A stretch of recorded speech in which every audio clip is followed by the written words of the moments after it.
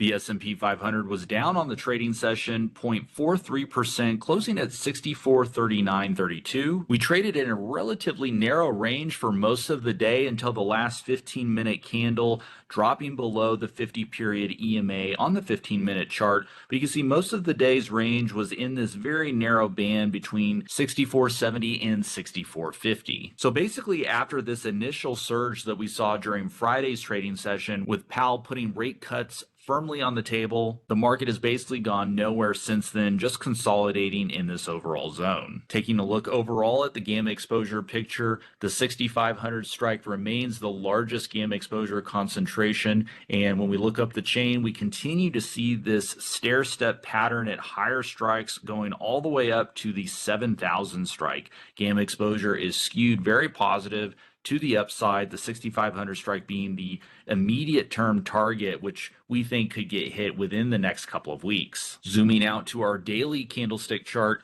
we can see overall we remain above the 50-day EMA, which is currently sitting at 62.6829. In terms of our own portfolio, we are maintaining our hedges, so if the market does pull back anywhere in this zone, we are going to be able to capture some profits. We haven't seen a pullback into this 50-day EMA, which is the red line on our chart. We haven't seen a pullback into this major moving average basically since late in April. And so we're going on 4 months now where we've maintained above this line, which is great for bulls, but the potential for a pullback into this support level is still there. And so we want to maintain hedges to the downside to capture any short-term sell-off that we may see in the market. Thanks, Anthony. I've got IWM pulled up, and what a move it had Friday. You know, we were highlighting that IWM was painting this pattern that bulls would argue was a bull flag consolidation, and it was about halfway back, you know, from this move up. And sure enough, man, it took off like a rocket Friday and went right through the 230 GEX cluster toward the upper target that we at that point saw as a stretch target up to 235. And we do see GEX at 240 now, which has grown. However, and there's a couple of things here. We did see volume today at lower strikes, closer to 222 and 223. And of course, you know, we've been noting that the negative GEX that used to be down at 205 to 210 has moved up to 220 now. As long as IWM is above 230, I think there's a pretty good chance this thing continues higher toward 240, which is kind of amazing to say. However, in addition to the risk we noted on the volume occurring at the lower strikes, and the fact that we reached the upper dealer cluster zone at 235, it's also noteworthy to point out that IWM GEX still remains just barely positive. And in the past, these moves right above the zero line into positive territory from what has otherwise been a fairly negative GEX picture has tended to mark tops. So, you know, we'll see what happens from this point. Thanks, Sean. You know, there was quite a bit of red across the broader markets today. However, we did see a nice little pop from Google, up 1.09%, closing at 208.34. We got right up into our 210 target. This is a level we've been looking for the past 3 or 4 weeks. This gamma exposure at the 210 strike has been seeing large positive concentration as well as large volume in the options market coming in, and we've trended right into that level over the past month. And this is a name we've been actively trading. We posted in our Discord community today that we were exiting our position. We had originally bought the 200, 210 call debit spreads back in July, as I mentioned. So we locked those in, closing out $16,000 in profit. And if we come back here to our original post, we can see we initiated the position at $3.10, and so exited that today at $6.30. At the time, Google was trading at $193.88. So we got some nice leverage out of those out of the money call debit spreads. And the primary thesis that we had was both that Google was in an uptrend, but also that gamma exposure was growing at these higher strikes. And so you can see even while the stock was trading at 193.88 on this particular day, gamma exposure was building as well as volume in the options market. And that's what we've continued to see ever since we initiated this position back on July 24th. And coming back to our current chart, you know, it did take some time for this trade to play out. You can see this is the candle where we initially entered. And so we saw periods of consolidation, move higher, consolidation, and then the final move higher over the last 3 trading sessions. So just because you see game exposure growing at a particular strike price doesn't mean that the underlying price will immediately go to that level. But what it does tell you is that market participants are positioning for a move into this level, and you can drill down and see what expiration most participants are focused on. And so in this case, most market participants were focused on the September 19th expiration, and we've actually reached that far ahead of schedule, tagging that 210 level today before retracing back down to the 208.49 level. Well, Anthony, another area of excitement lately has been the VIX. We saw a really big VIX crush Friday, fell from 16.5 all the way down to 14.5. But I did want to note that today we closed that gap after the VIX gapped up, retaking the whole moving average on the 2-hour chart. And also, I just wanted to point out a few times recently where we saw the whole meet the lower Keltner channel or get very close to it.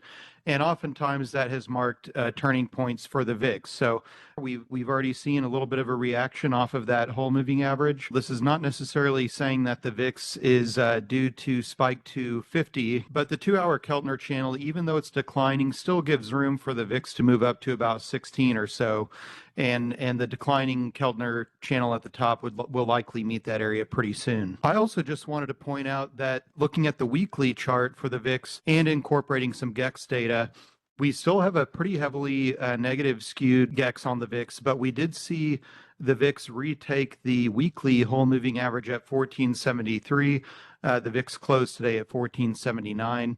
So that still maintains the long signal for volatility that was narrowly lost last week. Thanks, Sean. Next, let's take a look at Palantir. Palantir down today 0.99%, closing at 157.17. We had this huge drop from the highs all the way down to the 140 level before bouncing and finding some support around the 50-day EMA. 50-day EMA on Palantir is currently sitting at 154.64.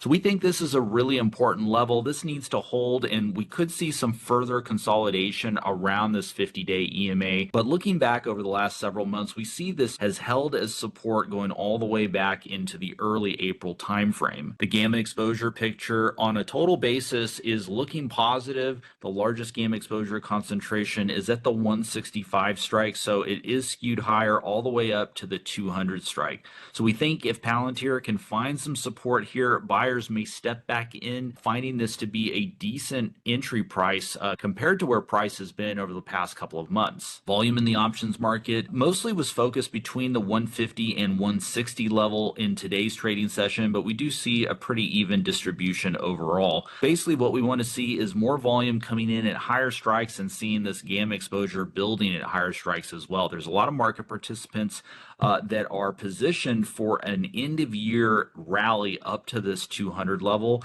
So far, the trend is still intact. And so we want to basically see continued buyers coming in the options market, primarily speculators buying calls to the upside to get a sense of whether this can actually rally back up to all-time highs again. Anthony, as you know, with Nvidia earnings approaching Wednesday, the 27th, it's on a lot of people's minds, so I thought we would look at that today. And we do have GEX stretching all the way from 180 up to 200, and then it drops off quite a bit. I wanted to note that we closed Friday just below the daily whole moving average, but today we ended up above that and actually reached as high as almost 182. 185 is the initial upper dealer cluster zone.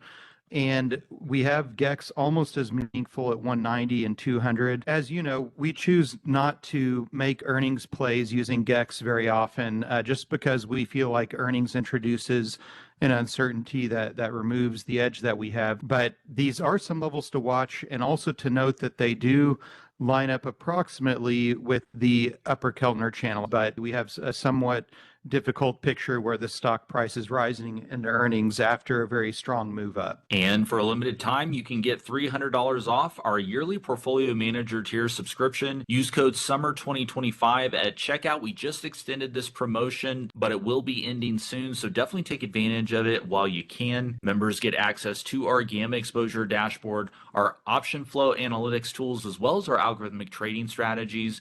And you'll also get access to the premium channels in our Discord community. We've got a ton of great traders in there sharing their own trade setups, and you can also track our trades in real time as we manage our options portfolio. Links in the description below to all of that so you guys can check it out when you get a chance. Thanks so much, everybody, for watching, and we'll see you guys in the next video.